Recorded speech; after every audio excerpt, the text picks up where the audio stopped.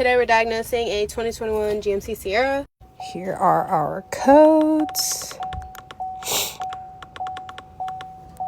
That's a little low, I think. Oh, somebody's cooked here before. Ooh, custom. Looks good. Rip ass. Look at that. It's honestly impressive. Grinder makes me the welder. Zip ties are an underrated resource. Them little fuckers are strong, dude. Custom. Broken. Look, the bumper's still smashed on the side. You fucked up.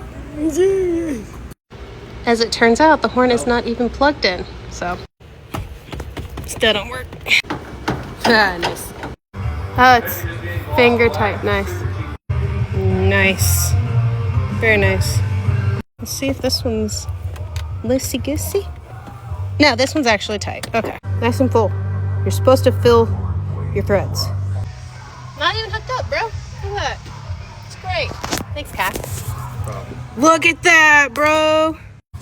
I'm in danger. Yeah. Just gonna continue charging up the battery, see what's wrong with that. That way he can at least drive it, and then he's gonna be getting rid of this. So we are finished with diag.